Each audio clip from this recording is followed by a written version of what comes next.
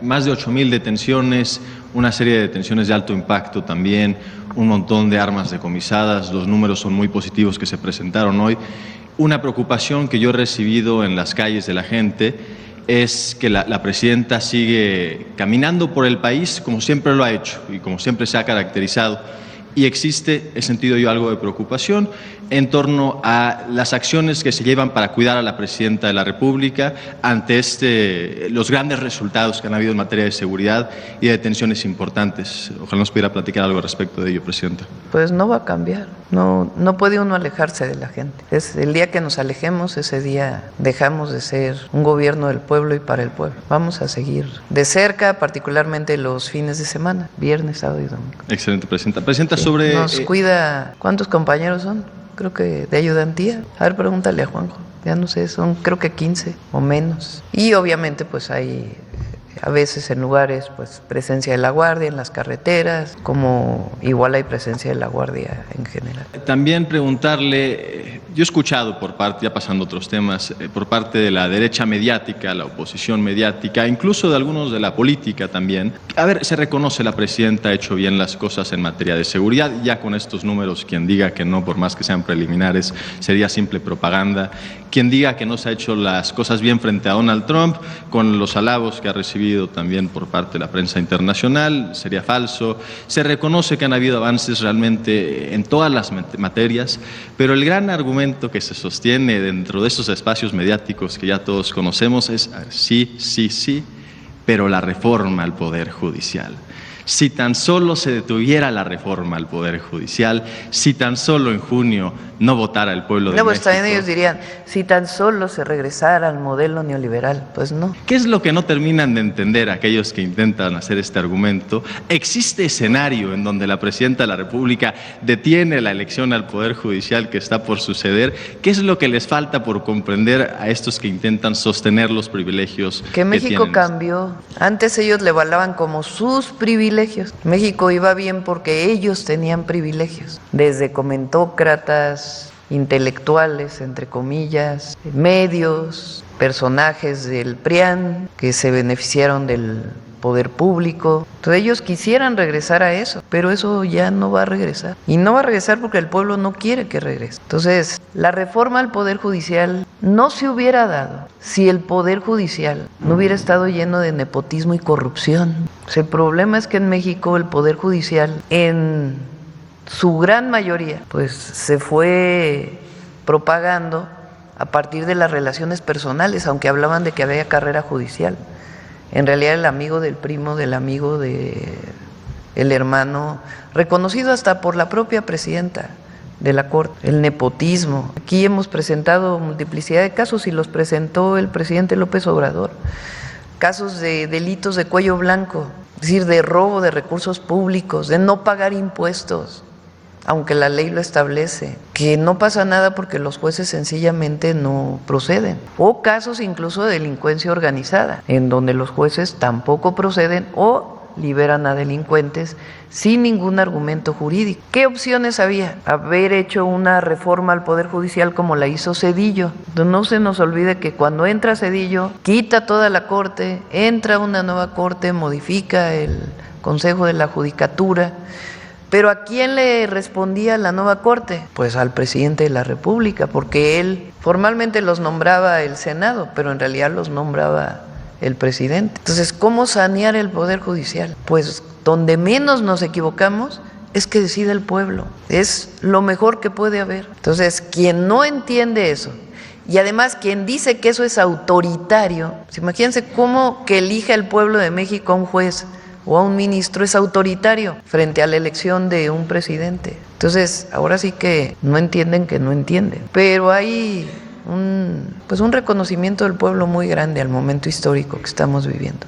Y no es a la presidenta, es al momento histórico, a esta transformación que inició con el presidente López Obrador y viene desde abajo, que la gente la siente suya. Por eso, en la medida en que no traicionemos nuestros principios y al pueblo, pues va a seguir bien México. Presidente, usted ayer en Veracruz hizo unas declaraciones fuertes, habló acerca de aquellos que venden a la patria, vendepatrias, declaraciones que les hemos dado cobertura en SDP, en varios medios de comunicación, se han hecho virales en redes sociales. Preguntarle el motivo por el cual usted elige ese tipo de palabras para ser dichas en ese evento, qué era lo que estaba pensando, si se refiere a alguna situación en específico, me imagino que a nadie en particular en este momento que usted quiera señalar, pero si sí, por si acaso, o qué tipo de actitudes, qué diagnóstico hace como para hablar o decir es momento de hablar de aquellos que quieren vender a la patria. Ayer se conmemoró o se recordó la invasión norteamericana al puerto de Veracruz en 1914. Después del derrocamiento de Madero y Pino Suárez, de su asesinato vil y del golpe de Estado encabezado por Victoriano Huerta y apoyado por el entonces embajador de Estados Unidos. Después de eso cambia el presidente de los Estados Unidos y el presidente Wilson, según esto, envía, eso dice el propio libro de Silva Herzog de la Revolución Mexicana lo dice, envía a las tropas estadounidenses para apoyar al ejército constitucionalista porque ya no querían seguir apoyando a Huerta porque había desaparecido el Congreso y según esto Estados Unidos quería un gobierno democrático. Decían que venían armas de Alemania para ayudar a Huerta en contra del ejército constitucionalista y que por eso se apostan la presencia del ejército norteamericano en Veracruz. Llegan a Veracruz, toman Veracruz y hay más de 300 muertos. ¿Quién defiende? Pues son los cadetes y la marina de entonces y el pueblo del puerto de Veracruz. Aun cuando el entonces presidente de Estados Unidos decía que venía a apoyar a los revolucionarios en contra de Huerta, Carranza dice, que lo leí ayer, Carranza lo que dice es: jamás podemos aceptar que un ejército invasor, que un país extranjero, que otro país venga a resolver los problemas de México. La territorialidad es inviolable. ¿Quiénes son los que históricamente han llamado a países de fuera para resolver los problemas internos? Pues los conservadores cuando llaman a Maximiliano. Recientemente, no se nos olvide, un panista o los panistas en el Senado de la República dijeron que era indispensable que se nombrara a la delincuencia organizada, a los cárteles de la droga, terroristas, para que así tuviéramos el apoyo de Estados Unidos de mejor manera. Entonces, a eso me refería ayer. En general, en la historia de México, quien ha ido a buscar afuera para resolver un problema interno, pues han sido los conservadores. Y recientemente, nada más escuchen algunas declaraciones de la entonces candidata del PRIAN, cuando hablaba de crear fuerzas binacionales. Entonces, no, en México resolvemos los mexicanos. Y con Estados Unidos, en particular, con todos los países tenemos buenas relaciones. Menos con Ecuador, que nos invadieron en la embajada, y algunos otros, pero en general se guardan muy buenas relaciones porque México así lo establece la Constitución y su política exterior. Pero en particular con Estados Unidos, lo hemos dicho muchas veces, porque ha habido declaraciones de senadores, de algunos miembros en su momento de la administración Trump, en el sentido de que es mejor que Estados Unidos participe en nuestro territorio.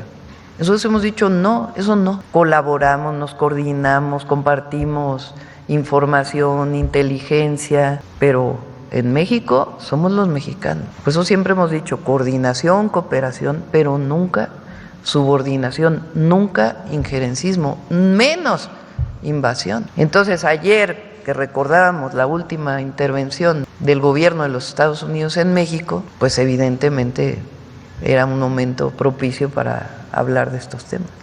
Gracias, Ningún presidente. jefe revolucionario, ni Zapata, ni Villa, ni Carranza, aceptaron la ayuda de los Estados Unidos. Gracias, presidenta. Nos hemos ido rapidísimo con las preguntas, así que me quiero permitir hacer una más, espero no excederme con el tiempo.